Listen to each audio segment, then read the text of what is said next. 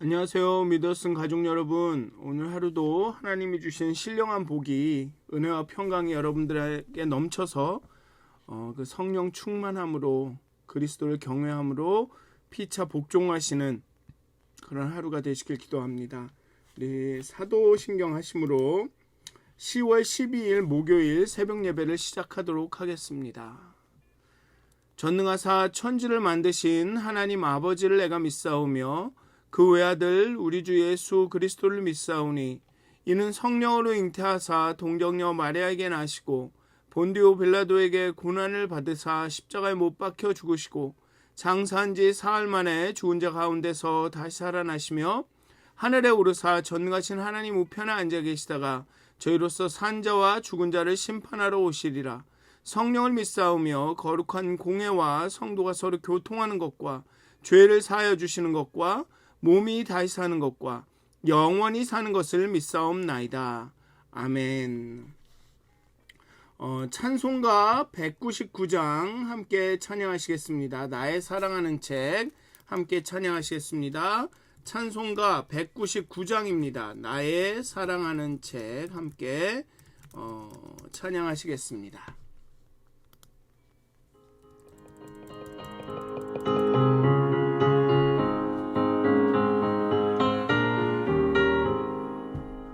나의 사랑하는 책 비록 헤어졌으나 어머님의 무릎 위에 앉아서 재미있게 듣던 말 그때 일을 지금도 내가 잊지 않고 기억합니다.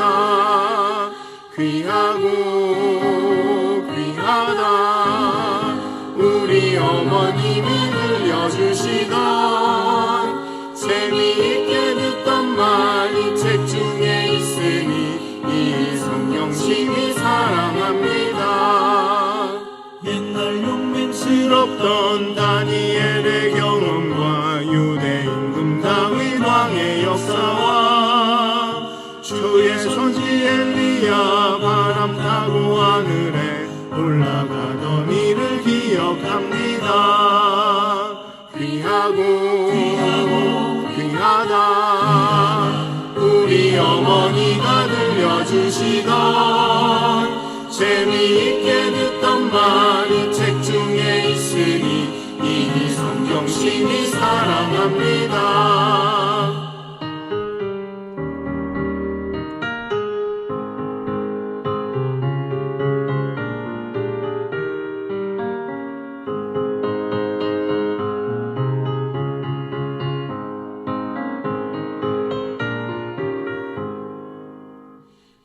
세상에 쉴 때 많은 고난 당하고 십자가에 달려 죽임 당하니 어머니가 읽으며 눈물 많이 흘린 것 지금까지 내가 기억합니다. 귀하고 귀하다 우리 어머니가 들려주시던 재미있게 듣던 말 이 책 중에 있으니 이 성경 심히 사랑합니다. 그때 일은 지나고 나의 눈에 와닿고 어머니의 말씀 기억하면서 나도 70대 때로 성경 말씀 읽으며 주의 뜻을 따라 살려 합니다. 귀하고 귀하다 우리 어머님이 들려주시던 재미있게 듣던 말 이 책 중에 있으니 이 성경 심히 사랑합니다. 아멘. 기도하시겠습니다. 하나님 이 아침에 하나님 앞에 나아갑니다. 우리의 믿음의 선배들은 주님의 말씀을 사모하여서 그 눈이 쇠하여졌다 라고 이야기했습니다. 하나님 우리 가운데 하나님의 말씀을 향한 그 사모함을 더하여 주시옵소서. 아니 하나님을 더욱더 알기를 원하는 마음을 더하여 주시옵소서. 우리의 믿음의 선배들은 믿음이 이해를 구한다라고 이야기했습니다. 믿기 때문에 더 알기 원하고 믿기 때문에 더 이해하고 싶은 그런 마음이 우리 가운데 넘쳐나게 해 주시옵소서. 하나님을 사랑하기 때문에 하나님을 더 알기를 원하는 그 마음을 우리에게 더해 주시옵소서. 그리하여서 주님을 사모하고 열망하고 갈망하고 그렇게 목마른 사슴이 시냇물 찾듯 여호와 하나님을 우리의 삶 가운데 일상의 가운데 찾는 그런 마음을 우리에게 허락하여 주시옵소서. 우리를 깨워 주시옵소서. 하나님, 이 시간도 하나님을 만날 수 있도록 정말로 평범하고 아무것도 아닌 일들 가운데, 말들 가운데, 행동들 가운데 하나님을 발견할 수 있도록 우리의 영혼을 깨워주시고 우리 영혼이 민감하게 해 주시옵소서. 감사합니다. 예수님의 이름으로 기도하였습니다. 아멘. 오늘 함께 나누실 말씀은 에베소서 6장 1절부터 9절까지의 말씀입니다. 에베소서 6장 1절부터 9절까지의 말씀입니다. 제가 봉독하도록 하겠습니다. 에베소서 6장 1절부터 9절까지의 말씀입니다. 자녀들아, 주 안에서 너희 부모에게 순종하라. 이것이 옳으니라. 내 아버지와 어머니를 공경하라. 이것은 약속이 있는 첫 계명이니 이로써 내가 잘되고 땅에서 장수하리라. 또 아비들아, 너희 자녀를 노엽게 하지 말고 오직 주의 교훈과 훈계로 양육하라. 종들아, 두려워하고 떨며 성실한 마음으로 육체의 상전에게 순종하기를 그리스도께 하듯 하라. 눈가림만 하여 사람을 기쁘게 하는 자처럼 하지 말고 그리스도의 종들처럼 마음으로 하나님의 뜻을 행하고 기쁜 마음으로 섬기기를 주께 하듯 하고 사람들에게 하듯 하지 말라. 이는 각 사람이 무슨 선을 행하든지 종이나 자유인이나 주께로부터 그대로 받은 줄 알미라. 상전들아, 너희도 그들에게 이와 같이 하고 위협을 그치라. 이는 그들과 너희의 상전이 하늘에 계시고 그에게는 사람을 외모로 취하는 일이 없는 줄 너희가 알미라. 아멘. 어저께 말씀드렸듯이 이 5장 22절부터 6장 9절까지의 이야기는 그 21절에 5장 21절에 나오는 그리스도를 경외함으로 피차 복종하라라는 그 명령이나 권유에 대한 실제적인 그 예입니다. 그리고 이 세 가지 관계는 인간의 실존을 인간이 기본적으로 맺고 있는 그 관계들을 의미한다라고 말씀을 드렸습니다. 그래서 지난 시간에는 어저께는 아내와 남편의 관계에 대해서 이야기했죠. 그리고 중요한 것은 주 안에서라는 것.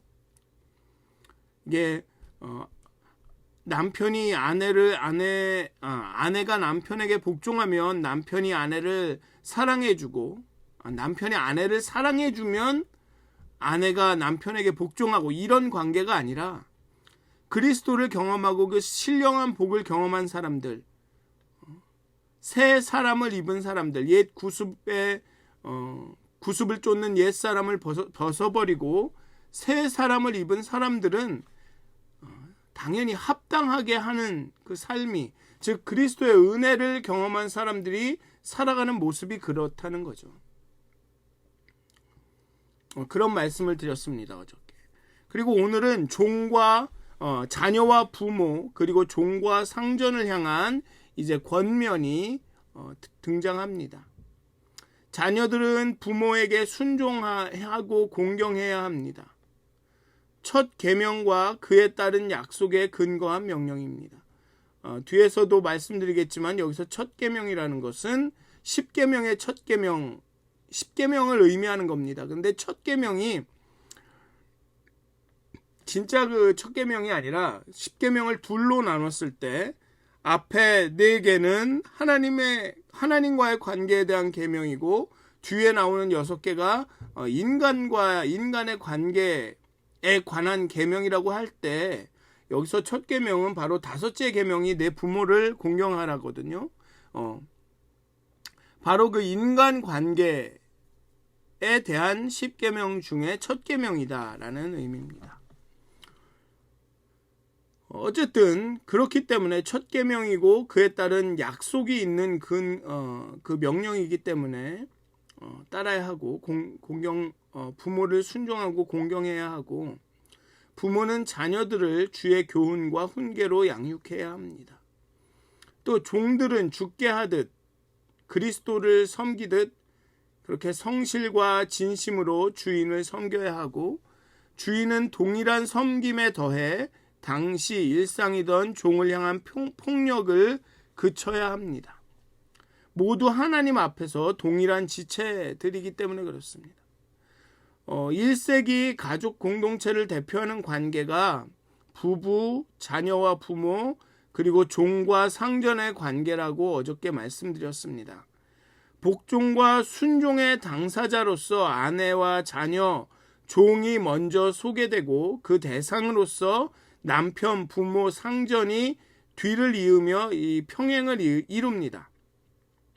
그러니까 아내와 자녀와 종이 먼저가 아니죠. 그러니까 나오는 순서는 그렇지만 아내, 자녀, 종이 복종하고 그 다음에 남편, 부모, 상전이 사랑하고 노엽게 하지 말고 이렇게 위협하지 말아라 이런 말이 잇따릅니다. 이게 상호적인 관계입니다. 분명한 것은 어디가 먼저 이렇게 해야지 이렇게 한다가 아닙니다. 이거는 상호 관계지만 성경에 이 언급하는 순서상 성경은 복종하는 것을 더 강조한다라고는 말할 수 있을 것 같습니다. 어쨌든 모든 이 관계의 중심에는 그리스도가 있습니다. 예수 그리스도께서 보여주신 그 섬김의 리더십, 부모와 남편과 상전이 어떤 이런 이게 참 리더의 자리에 리더라고 하죠. 어떤 권위라고 그러면 좀 거부감이 들어서 말하기가 어려운데 그 리더의 자리, 권위의 자리에 있다라는 것은 그 리더십이 어떤 폭력적이고 강압적인 게 아니라 섬김을 통한 리더십이 돼야 된다라는 겁니다. 예수 그리스도께서 섬김을 통해서 우리를 위해서 죽으심을 통해서 그렇게 해서 그런 높은 자리, 그 모든 이름 위에 뛰어난 이름이 되신 것처럼 섬김을 통해 그 리더십이 발휘가 되는 거고 그 권위가 발휘가 된다는 겁니다. 권력이 아니라 권위입니다. 1세기 당시 이 사회 통념과 이 전통에 비추어 보면 바울의 명령은 가히 혁명적입니다. 가정과 공동체 내에서 자행되던 모든 비인격적 폭력과 억압이 예수 안에서 그리스도께 하듯 자발적 복종과 성실한 섬김 그리고 인격적 대우로 전환이 됩니다. 이 폭력적이고 강제적인 것이 아니라 자발적인 복종과 성실한 섬김으로 그리고 인격적 대우로 전환이 됩니다. 그래서 7절에는 기쁜 마음으로라는 것이 기쁘게라는 것이 추가가 되죠. 기쁜 마음으로. 자녀는 부모에게 순종하는 것이 올바른 질서입니다. 부모의 인격과 수준, 자격에 대한 조건이 없습니다. 앞에서 아내나 남편이나 아내에게 아내와 동일하게 남편은 복종받아야 할 어떤 자격과 조건, 아내는 사랑받아야 할 어떤 자격과 조건이 없습니다. 본래 질서라는 거죠. 여기 보면 이것이 옳으니라 라고 이야기합니다. 부모에게 순종하라. 이것이 옳으니라. 질서다. 본래적인 질서다. 라고 이야기하고 둘째로 내 아버지와 어머니를 공경하라. 이것은 약속이 있는 첫 계명이다. 계명이다 라고 얘기합니다. 율법이다. 기록된 것이다 라는 겁니다. 법이다 라는 겁니다. 이건 본래적인 질서고 법이고, 그래서 순종해야 하고 공경해야 하고 어머니를 공경해야 하고, 그리고 마지막으로는 이것은 주 안에서 이루어지는 겁니다. 복음을 경험한 사람들, 하나님의 은혜를 경험한 사람들은 당연히 합당한 삶의 모습으로 나타나야 할 것이라는 겁니다. 자녀들아, 주 안에서 너희 부모에게 순종하라. 주 안에서 신령한 복을, 하나님의 은혜를 경험한 사람들이 마땅히 해야 할 일이라는 것이죠. 그렇기 때문에 주 안에서 기쁘게 해야 되는 겁니다. 이는 구약에서부터 순종하면 복을 주시겠다라는, 여호와가 내게 준 땅에서 내 생명이 길리라, 그렇게 약속한 명령입니다. 좀 다른 것은 구약에서는 내게 준 땅에서라는, 여호와가 내게 준 땅에서, 그래서 가나안이라는 그런 어떤 전제가 있는데, 여기서는 그냥 내가 잘되고 땅에서라고 이야기합니다. 이 이야기는 무엇이냐 하면, 바울은 이제 이 약속이, 이 언약이 적용되는 범위가 이스라엘이 사는 그 가나안 땅만이 아니라 전 세계로 복음이 전파되는 모든 땅 가운데로 이렇게 확장되었음을 보여주고 있습니다. 복을 약속하고 명령하실 만큼 중요하다라는 뜻이죠. 장수하게 해주겠다라는, 장수할 것이다라는 것은 첫 계명, 즉 이것을 첫 계명이라는 것을 중요도에서 첫째라고 말할 수도 있지만, 그 명확한 것은 10계명을 두 부분으로 나누면 첫 부분은 하나님과의 관계에 대한 것이고 뒷부분은 인간관계에 대한 것인데, 그 첫 계명이 부모에 대한 계명이라는 것입니다. 그래서 첫 계명. 그런데 여기에 보면 약속이 있는 첫 계명이라고 하죠. 그 얘기는 무엇이냐면 장수의 약속이 첨부된 첫째이자 유일한 명령이라는 겁니다. 따라서 이것이 첫 계명인 이유는 부모를 인정하는 태도가 인간을 인간되게 하는 필수 요소임을 보여준다라는 것입니다. 그래서 부모한테 함부로 하는 사람들을 우리가 일컫는 말이 있죠. 이렇게 그러면서 이게 사람 자식이 아니다, 이런 표현들이 있습니다. 그 구약 성경도 부모를 공경하는 게 인간됨의 기본, 필수라고 이야기하는 거죠. 그래서 첫째 계명이자 약속이 있는 계명이다. 여기에서 권위와 질서에 대한 존중이 나오기 때문에 그렇습니다. 권위에 대한 순종을 배우는 곳이 가정이라는 것입니다. 복종이나 어떤 폭력적이고 억압적인 권력이나 그 권력에 대한 그런 어떤 그냥 굴종을 배우는 곳이 아니라 순종을 배우는 곳이라는 거죠. 기쁘게 권위에 순종하는 방법을 배우는 곳이 가정이라는 것입니다. 그렇기 때문에 그러니까 그 연구에 따르면, 최근 연구입니다. 2000년대 이후에 들어와서 한 연구에, 미국에서 행한 연구에 따르면 엄한 집, 그러니까 왜냐하면 미국에는 이 미국 가정도 있고 동양인 가정도 있으니까, 그러니까 어떻게 이게 시작이 됐냐 하면, 어떻게 동양인들은 그렇게 학업 성적이 그냥 비교적 미국 사람들보다 뛰어나냐, 이런 연구를 하다 보니까 이런 결과가 나온 건데, 엄한 집에서 자란 자녀들이 학교나 사회에서 권위에 대한 존중을, 사회 질서에 대한 이런 긍정적인 수용을 한다는 거죠. 그리고 학업 성적도 높다는 것입니다. 그렇다고 여기서 또 엄하다라는 얘기가 이게 그러니까 폭력적이고 억압적이다라는 얘기는 아닙니다. 굉장히 스트릭하게 규칙과 규범을 강조하는 그런 집안에서 자란 자녀들이 학교에서나 사회에서 적응을 잘한다라는 겁니다. 우리는 얼핏 생각하기 너무 엄하게 하면은 나중에 잘 사회 적응이 어려울 거다 이렇게 생각하는 경우도 있는데, 오히려 엄하게 자란 그 자녀들이 자율성 있게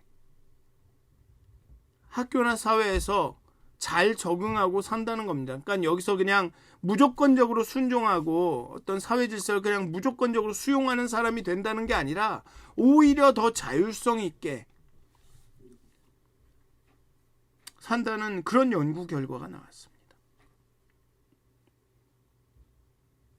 그러니까 이 질서에 대한, 권위에 대한 존중을 이 가정에서 배운다는 겁니다.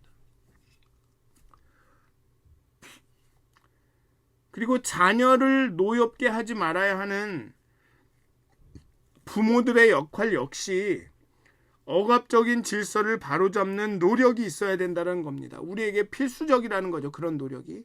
나의 이익을 위해 자녀든 혹은 다른 대상들을 도구화하는 것의 위험성 또한 내포하고 있음을 알려줍니다. 참다운 질서와 권위는 주의 교훈과 훈계를 따를 때 찾아옵니다. 그냥 내가 기분이 나쁘니까 애들을 막 화를 내서 막 분위기를 조성을 하고, 내 기분이 나쁘니까 아이들을 혼내고 이런 것이 아니라 주의 교훈과 훈계로 양육해야 한다는 것입니다. 다시 한번 말씀드리지만 제가 이걸 잘해서 여러분들에게 이 말씀을 드리는 건 아닙니다. 저도 때로는 제 기분이 나빠서 아이들에게 화를 내기도 하고, 제 기분 때문에 괜히 엄하게 막 규칙을 막 적용하는 것처럼 하고 그럴 때가 있습니다. 그렇지만 오늘의 본문은 너희 자녀를 노엽게 하지 말고 주의 교훈과 훈계로 양육하라고 합니다. 그래서 때로는 저도 화를 냈다가 미안하다 사과를 하려고 노력을 합니다. 어떨 땐 잘 되지 않는데 제가 생각해서 정말 이건 내가 언페어하게 화를 낸 거다 싶으면 가서 사과를 하기도 합니다. 그 다음에 이제 이 바울은 상전과 종의 관계, 마스터와 그 슬레이브의 서번트의 그 관계가 존재하는 현실을 인정합니다. 상전과 종의 관계가 존재하는 현실을 인정을 합니다. 그런데 그 관계를 혁파하는 것이 성경의 목표라고 하지는 않습니다. 많은 분들은 왜 이 당시에 이 노예 제도를 폐지하는 일에 그리스도인들이 나서지 않았는가라고 의아해 하실 수도 있습니다.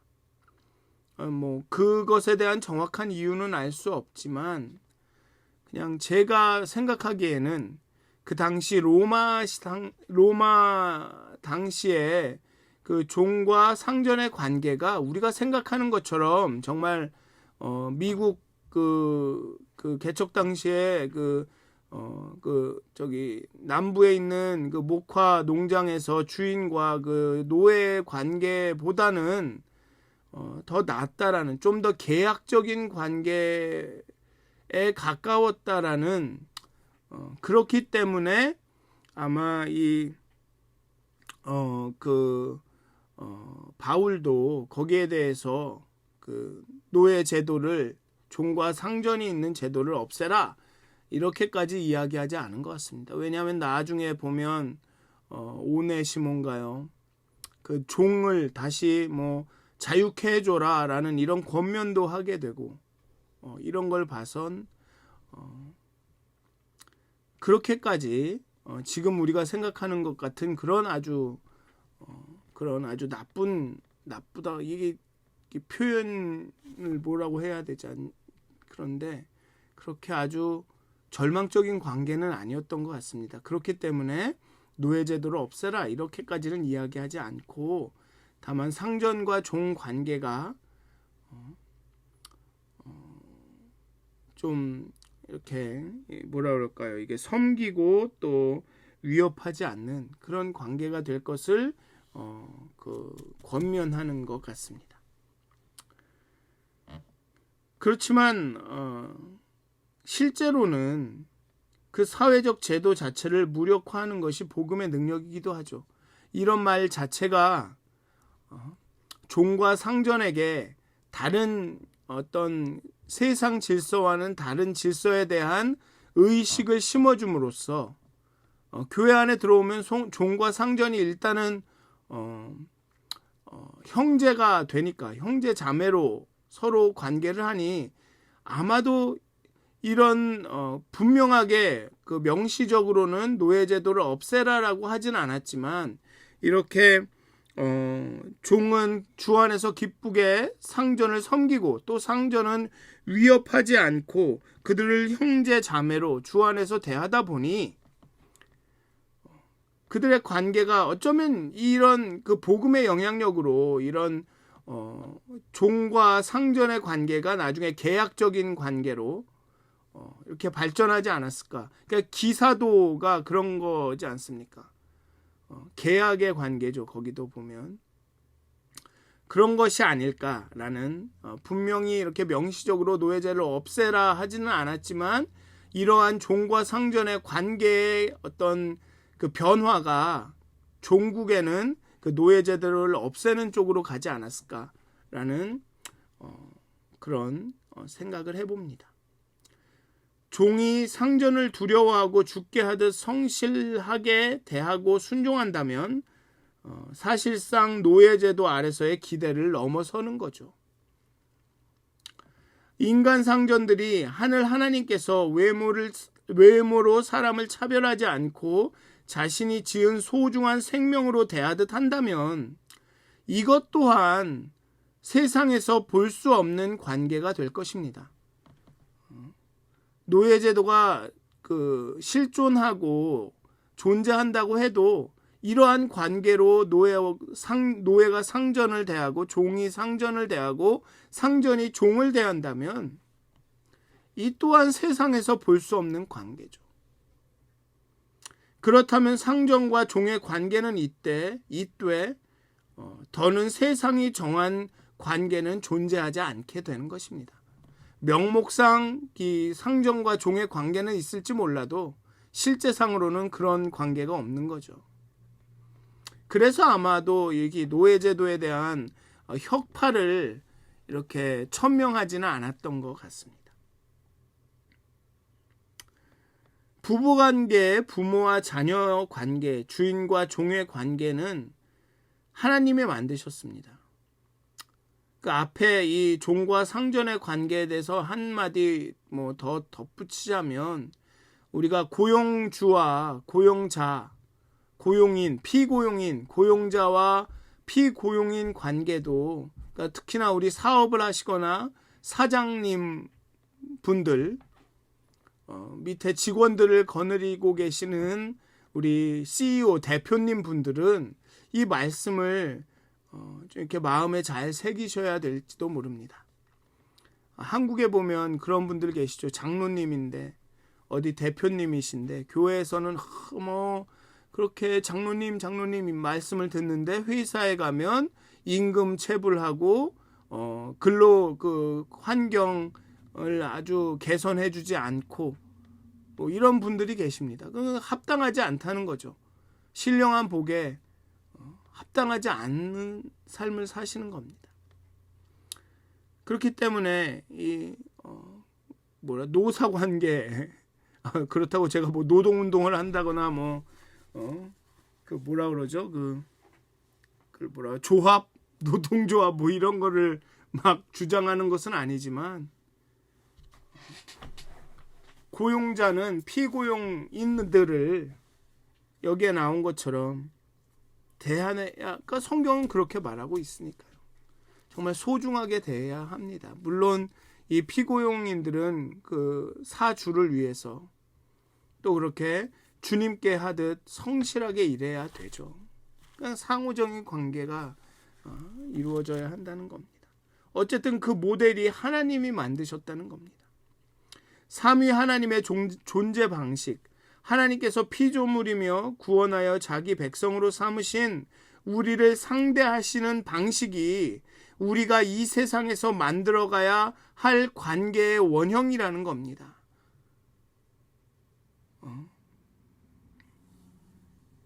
한 달란트, 두 달란트 탕감받은 사람이 한 데나리온 빚진 사람을 막 학대하기 때문에 나중에 왕에게 잡혀가죠.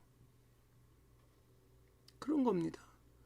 우리가 뭘 받았는지를 모르기 때문에 예수님이 우리에게 주신 그 은혜와 그 사랑이 얼마나 큰지를 우리가 모르기 때문에 그런 겁니다.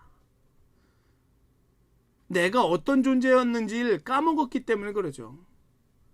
내가 어떤 사람이었는데 나를 예수님이 어떻게 사랑하셨는지 아는 사람은 다른 사람을 함부로 할 수가 없습니다. 사실은.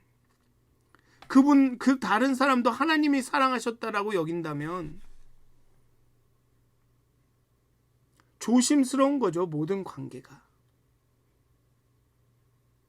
우리가 세상과 구별된 거룩한 백성으로서 이 땅에 종말론적인 하나님 나라 공동체를 일구며 산다는 뜻이 다른 것이 아닙니다.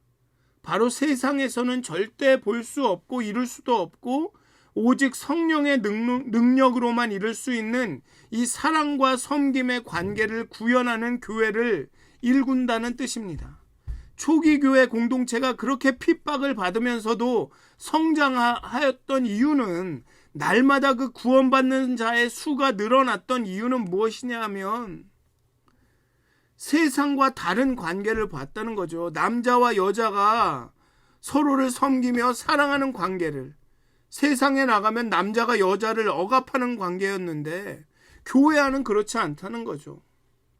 부모와 자녀가, 세상 밖에서는 자녀가 마음에 안 들면 부모가 자녀를 갖다 버리는 세상인데 교회 안에 오면 자녀가 부모를 공경하고 마음을 다해 공경하고 부모가 자녀를 사랑하고 아끼고 존중합니다.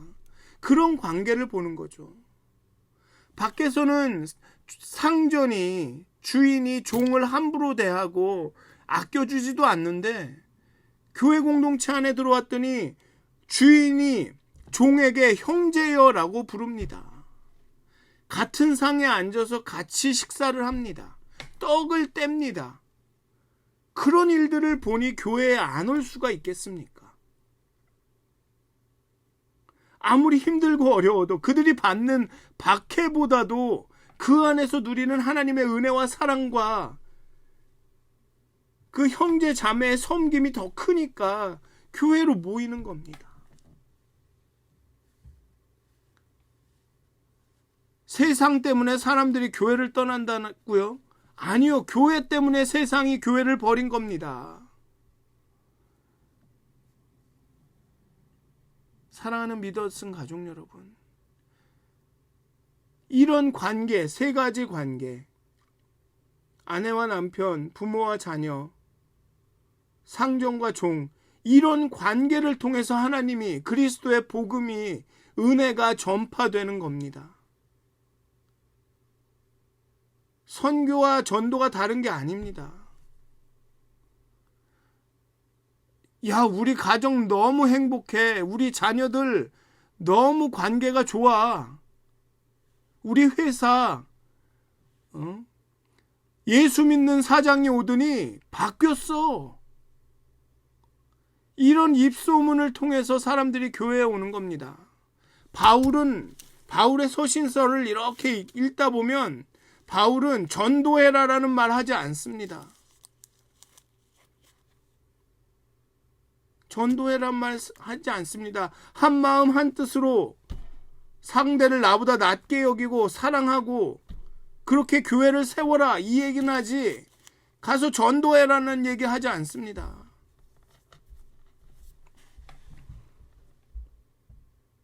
사랑하는 믿었은 가족 여러분, 여호와를 경외함으로 살아가셔야 합니다. 모든 관계, 모든 말, 모든 행동, 여호와를 경외함으로. 하나님이 어떻게 보실까? 하나님이라면 어떻게 하셨을까? 죄송합니다. 우리 안에 문제와 어려움이 있다는 것은 아직도 우리가 예수 그리스도의 사랑을 온전히 깨닫지 못했다는 얘기입니다. 우리가 믿음이 없다는 얘기입니다. 우리가 예수를 영접하지 않았다는 얘기입니다. 그렇기 때문에 우리가 희년에 50주년에 해야 할 일은 우리가 가슴을 치며 여호와께 돌아와야 된다는 겁니다. 애통해야 한다는 거죠. 통곡해야 하는 겁니다. 하나님 50년을 믿었는데 이거밖에 안 됩니다.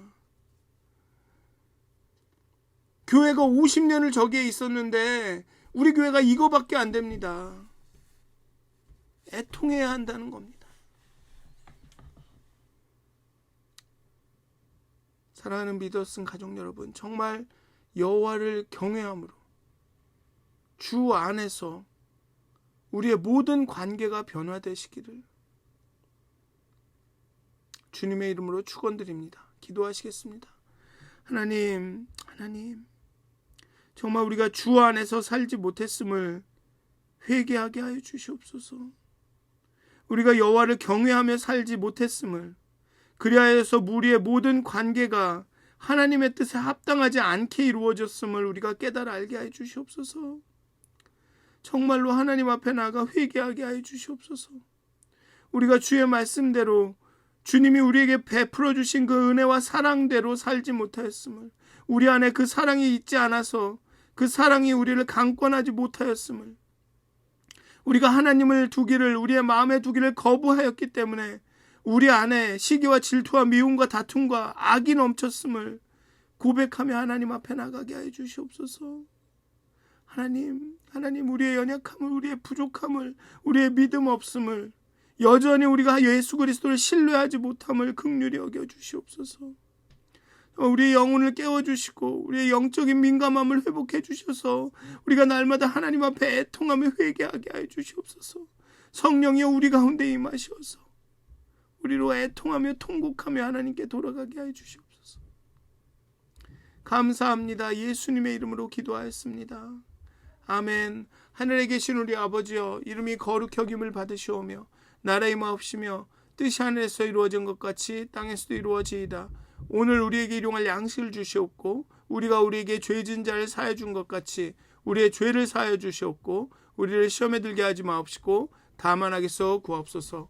나라와 권세와 영광이 아버지께 영원히 있사옵나이다. 아멘. 오늘도 행복한 하루, 성령 충만한 하루 되시길 기도합니다.